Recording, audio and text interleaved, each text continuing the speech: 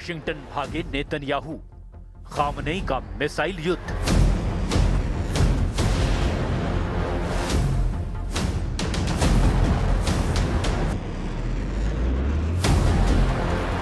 लगता है ईरान के मिसाइल युद्ध ने नेतन्याहू के होश उड़ाकर रख दिए हैं।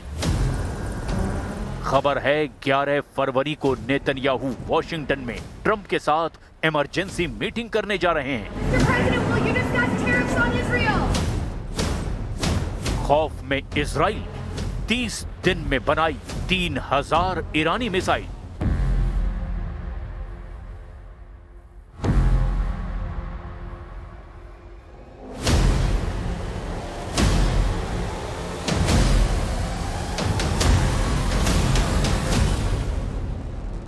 क्या ईरान 30 दिन में 3000 मिसाइलें बनाने लगा है?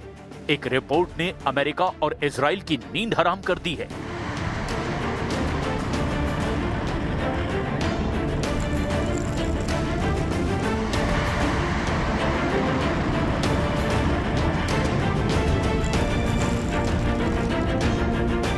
खुफिया एजेंसी मोसाद का दावा, परमाणु दहलीज पर ईरान।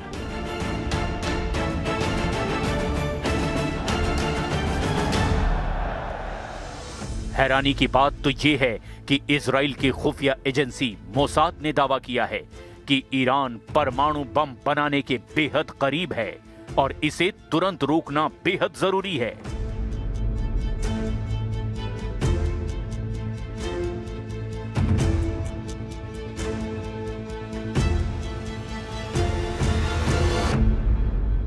ओमान में वार्ता फेल, अब पहला निशाना इजराइल।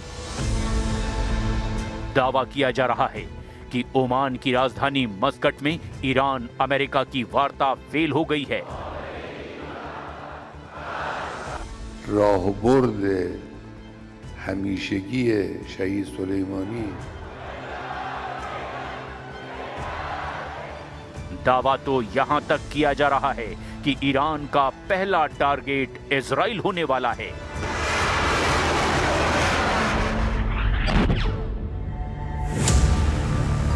फारस की खाड़ी में ईरान ने खौला दिया समंदर।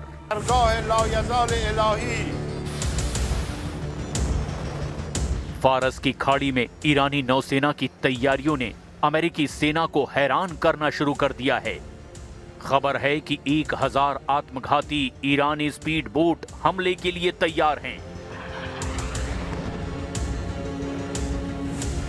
गरीबों की क्रूज मिसाइल से इजराइल पर 100% हमला। ये लगभग तय हो चुका है कि ईरान इजराइल पर 100% हमला करने वाला है। खबर तो यहां तक है कि ईरान का मशहूर ड्रोन शाहिद 136, जिसे गरीबों की क्रूज मिसाइल कहा जाता है, वो हमले के लिए पूरी तरह से तैयार है।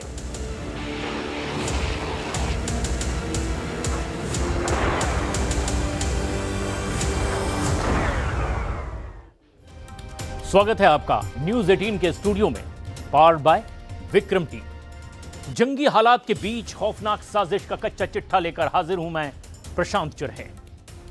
ईरान ने अब डंके की चोट पर इजराइल पर बड़ा हमला करने का ऐलान कर दिया है और दावा यह किया जा रहा है कि ओमान में हुई अमेरिका और ईरान की मीटिंग पूरी तरह से फेल हुई है और इसके बाद से ईरान के तेवर अब बहुत ज्यादा सख्त हो गए हैं। इधर इजरायली प्रधानमंत्री नेतन्याहू 11 फरवरी को वॉशिंगटन जा रहे हैं और नेतन्याहू को खुफिया जानकारी मिली है कि ईरान बहुत बड़ा मिसाइल हमला इजराइल पर अब करने जा रहा है।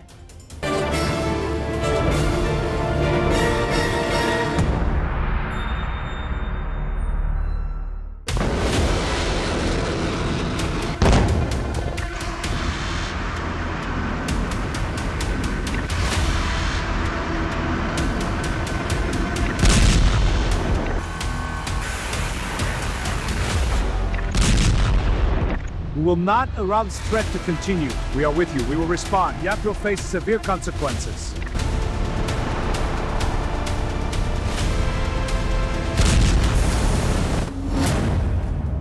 वॉशिंगटन में ईरानी युद्ध, मिसाइल मैन खामनेई का चैलेंज। ما رئیس جمهور آمریکا رو مجرم میدانیم.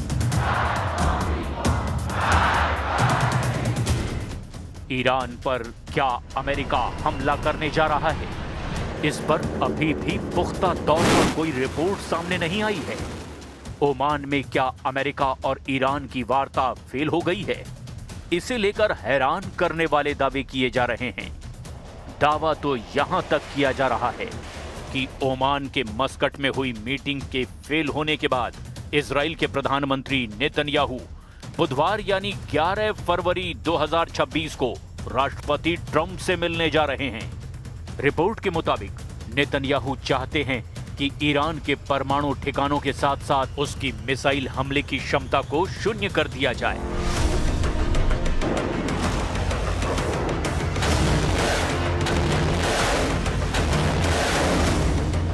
ताकि ईरान जून 2025 जैसा मिसाइल हमला इजराइल पर न कर पाए।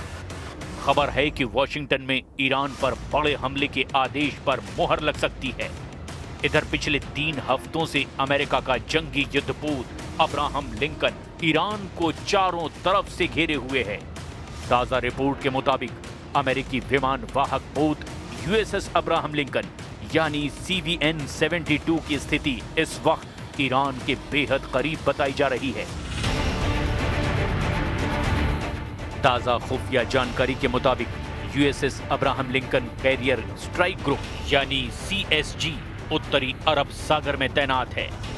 ये ओमान के तट से दूर और ईरान के समुद्री सीमा से एक सुरक्षित दूरी पर इंटरनेशनल वाटर्स में गश्त कर रहा है। ये ईरान के तट से लगभग 300 से 500 किलोमीटर दूरी पर है। हालांकि 3 फरवरी 2026 को एक ईरानी ड्रोन शाहिद 129 जिसका अपडेटेड वर्जन शाहिद 139 है, वो इसके काफी करीब पहुंच गया था, जिसके बाद इसे अमेरिकी F-35C जेट्स ने ईरानी ड्रोन को मार गिराया था।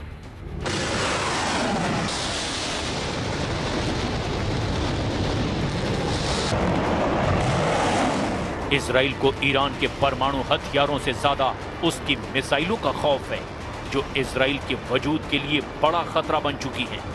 इसीलिए कहा जा रहा है कि वॉशिंगटन में 11 फरवरी 2026 को ट्रंप और नेतन्याहू की बड़ी मीटिंग ईरान पर हमले को लेकर होने जा रही है।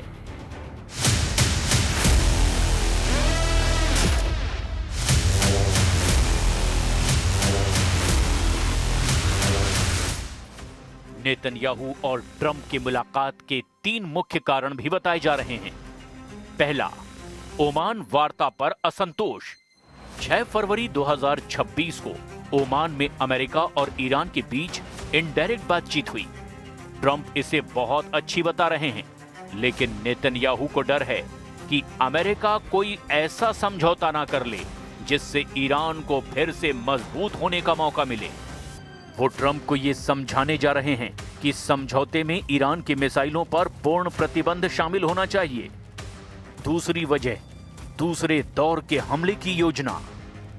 जून 2025 में हुए 12 दिन के युद्ध के बाद इजराइल अब दूसरे दौर के हमलों की तैयारी कर रहा है। नेतन्याहू ट्रंप के सामने 4 सैन्य विकल्प रख सकते हैं।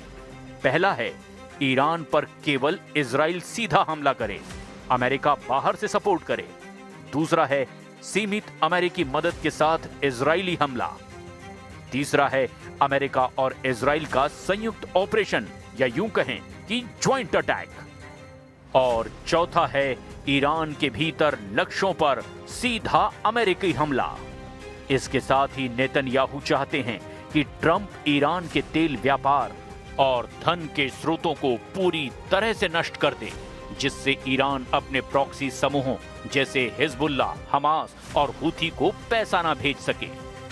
इजराइल का मानना है कि कूटनीति केवल ईरान को समय दे रही है। इजरायली खुफिया इनपुट का दावा है कि ईरान परमाणु दहलीज के इतने करीब है कि अगर अभी हमला नहीं किया गया तो भविष्य में उसे रोकना असंभव होगा।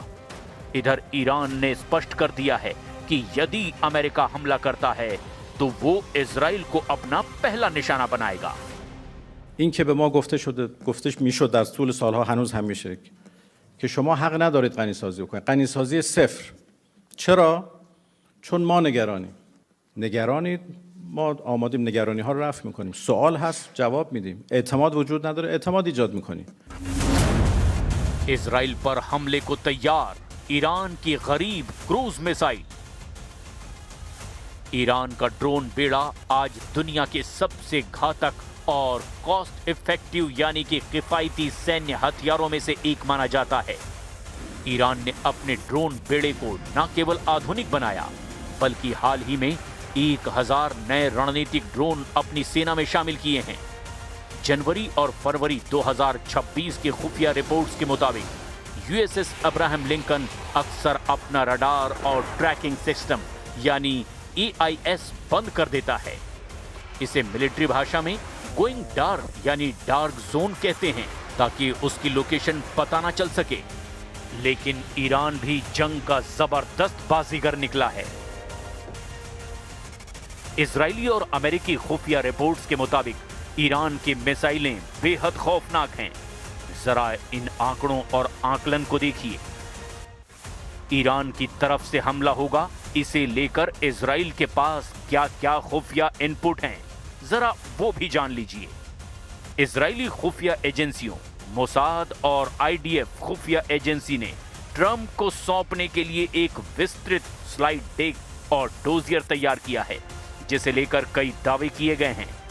इजराइल का दावा है कि ईरान उन परमाणु ठिकानों जैसे फोर्डो और नतांज को फिर से सक्रिय कर रहा है, जिन्हें जून 2025 में बमबारी से नष्ट कर दिया गया था। वे अब और ज्यादा उन्नत सेंट्रीफ्यूज का इस्तेमाल कर रहे हैं। खुफिया इनपुट के मुताबिक ईरान हर महीने 3000 बैलिस्टिक मिसाइलें बनाने की क्षमता विकसित कर रहा है। इजराइल इसे अपने अस्तित्व के लिए सबसे बड़ा खतरा मान रहा है। अभी करीब 300 मिसाइलें हर 30 दिन में बन रही है, जो आने वाले दिनों में 30 दिन में 3000 मिसाइल बनाने तक पहुंचने वाली है। इजराइल के पास सबूत है कि ईरान सीरिया और लेबनान के रास्ते हिजबुल्लाह को फिर से लंबी दूरी की मिसाइलों से लैस कर रहा है। इजरायली खुफिया रिपोर्ट्स में यह भी जिक्र है कि ईरान अभी भी अमेरिका और इजरायली नेताओं, जिनमें ट्रंप भी शामिल हैं, इन्हीं को निशाना बनाने की साजिश रच रहा है, जिसका मकसद जून 2025 की हार का बदला लेना है। इजराइल का मानना है कि कूटनीति केवल ईरान को समय दे रही है। उनके खुफिया इनपुट कहते हैं कि ईरान परमाणु दहलीज के बिल्कुल करीब पहुंच चुका है। ईरान के पास अलग अलग मिशन के लिए अलग अलग श्रेणियों के ड्रोन हैं, जो इजराइल के लिए किसी काल से कम नहीं हैं। इजराइल को ईरान की परमाणु क्षमता से ज्यादा ईरानी मिसाइल और ड्रोन का खौफ है, जो मधुमक्खियों के झुंड की तरह से हमला कर सकते हैं। ईरान के आत्मघाती ड्रोन शाहिद 136 को गरीबों की क्रूज मिसाइल कहा जाता है। डोनाल्ड ट्रंप यूक्रेन के युद्ध को अब अपनी जमीन यानी अमेरिका में सुलझाना चाहते हैं, लेकिन जेलेंस्की की एक जिद ट्रंप पर भारी पड़ गई है। ईरान में उलझा अमेरिका के लिए अब यूक्रेन का युद्ध बैकफायर बन चुका है। पुतिन के 500 ड्रोन यूक्रेन पर ऐसे फटे, जिसके बाद जेलेंस्की अब ट्रंप के आगे गिड़गिड़ाती हालत में दिखाई दे रहे हैं।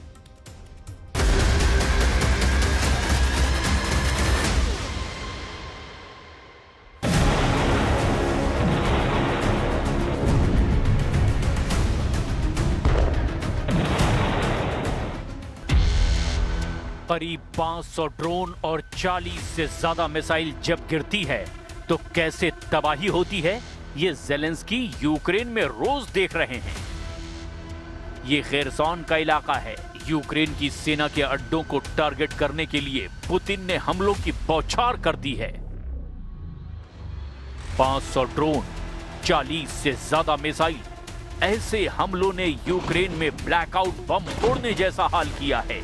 जेलेंस्की क्या करें, किसे बचाएं, किसे कुर्बान होने दें, क्योंकि 500 ड्रोन और 40 से ज्यादा मिसाइल यूक्रेन पर ताबड़तोड़ हमले करके पुतिन ने साफ कर दिया है कि जेलेंस्की को ऐसे हमलों के लिए अब आदी होना पड़ेगा। यूक्रेन में तबाही के ऐसे वीडियो लगातार वायरल हो रहे हैं। सोशल मीडिया पर ये वीडियो डालकर ज़ेलेंस्की बता रहे हैं कि 2025 से भी खतरनाक होने जा रहा है 2026। ज़ेलेंस्की बता रहे हैं कि पुतिन के टारगेट पर यूक्रेन का हर एक शहर है। आने वाले महीनों में पुतिन यूक्रेन का क्या हाल करेंगे, ये वीडियो चीख चीख कर दुनिया को बता रहा है। ज़ेलेंस्की ने दुनिया के सामने अपना कौन सा नया दर्द रखा है, ये जरा बहुत गौर से समझिए।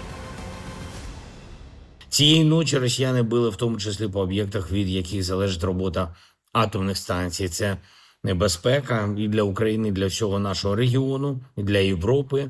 Сьогодні блоки наших українських атомних станцій зменшили генерацію, один блок.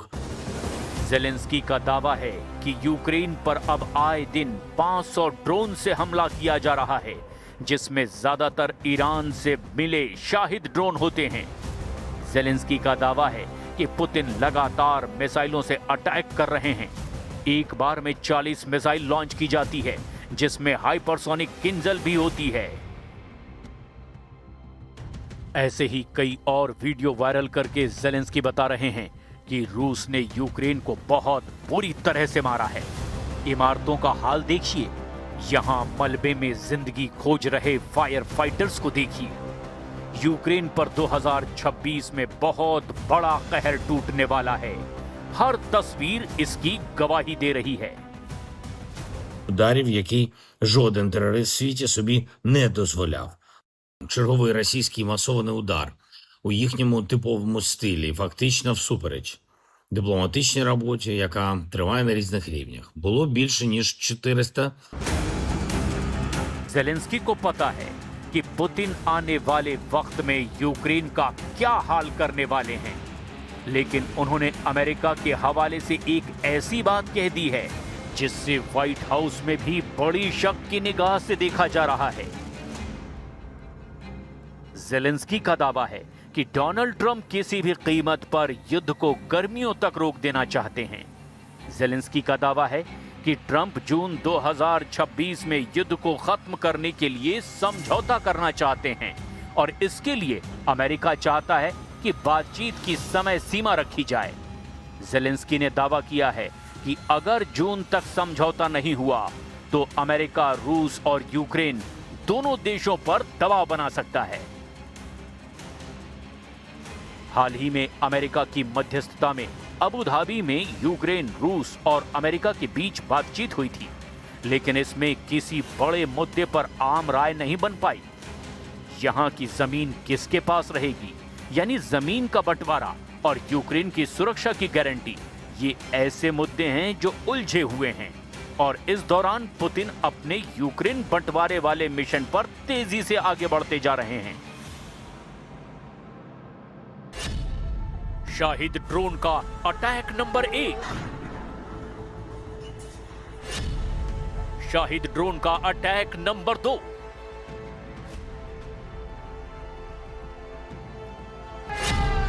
शाहिद ड्रोन का अटैक नंबर 3।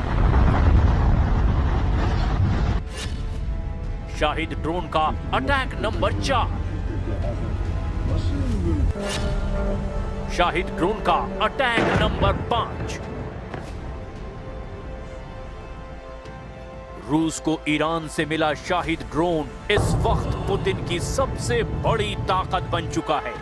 ये कामिकाज़े ड्रोन है, यानी ये टारगेट से टकराकर फटता है और वहां ऐसी तबाही मचाता है कि ज़ेलेंस्की शिकायत करने के लिए सीधे व्हाइट हाउस का नंबर मिलाते हैं। रूस ने सिर्फ नवंबर 2025 के महीने में ही 5,447 शाहिद ड्रोन लॉन्च किए, यानी पुतिन के ऑर्डर पर रोज 882 शाहिद ड्रोन से यूक्रेन पर हमला किया गया। जुलाई 2025 में रूस ने 6,297 शाहिद ड्रोन से हमला किया था और तब पुतिन के ऑर्डर पर रोज 203 ड्रोन लॉन्च किए जा रहे थे। अब अंदाजा लगाइए कि पुतिन 2026 में यूक्रेन का क्या हश्र करने जा रहे हैं, क्योंकि पुतिन ने 2025 के आखिरी महीने में इसका ट्रेलर दिखा दिया है। бригадам. Я хочу подякувати кожному працівнику тих комунальних служб, які реально допомагають Всі в Україні готові допомагати. І реально всі допомагають Києву. Це багато громад, дуже багато, державні компанії. पुतिन ने 2026 के लिए अपना युद्ध का एजेंडा सेट कर दिया है। जेलेंस्की 20 शर्तों वाले युद्ध विराम के बाद पुतिन ने बहुत बड़े युद्ध की ऐसी खतरनाक तैयारी की है जिसके आगे 10 यूक्रेन भी सरेंडर को तैयार हो जाएंगे।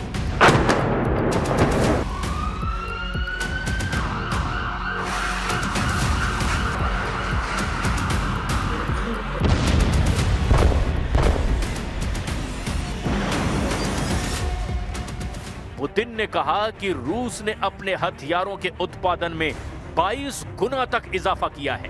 टैंकों का उत्पादन 2.2 गुना बढ़ा दिया गया है। लड़ाकू विमानों और हेलीकॉप्टर के प्रोडक्शन में भी 4.6 गुना इजाफा किया गया है और गोला बारूद यानी बम, मिसाइलों और ड्रोन का उत्पादन 22 गुना बढ़ा दिया गया है। पुतिन की हथियार फैक्ट्री हफ्तों के 7 दिन 24 घंटे चालू है। रूस अब पूर्वी डॉनबास पर पूरी तरह से कंट्रोल चाहता है। पुतिन बार बार बता रहे हैं कि डॉनबास से कम पर कुछ भी उन्हें मंजूर नहीं होगा, लेकिन जेलेंस्की इस पर राजी नहीं है। वहीं जापोरेजिया न्यूक्लियर प्लांट पर कंट्रोल को लेकर के भी डील नहीं हो पाई। यूरोप का ये सबसे बड़ा परमाणु प्लांट अभी भी रूस के कब्जे में है और वो इस पर कब्जा बरकरार रखना चाहता है, लेकिन जेलेंस्की युद्ध शांत करने की बजाय युद्ध भड़काने वाला काम कर रहे हैं।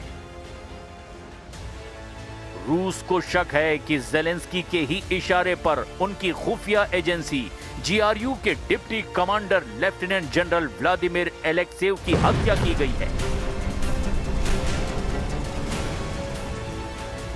जनरल एलेक्सेव के कातिल को दुबई में गिरफ्तार किया गया है और अब रूस में उसके जरिए कमांडर के कत्ल के मास्टरमाइंड तक पहुंचने की कोशिश होगी। подтвердил нацеленность режима Зеленского на постоянные провокации, нацеленные, в свою очередь, на срыв переговорного процесса. सवाल ये है कि कौन चाहता है कि युद्ध और लंबा खींचे। अभी अबू धाबी में हुई बातचीत के बाद रूस और यूक्रेन ने एक दूसरे के करीब 150 सैनिकों को छोड़ा है।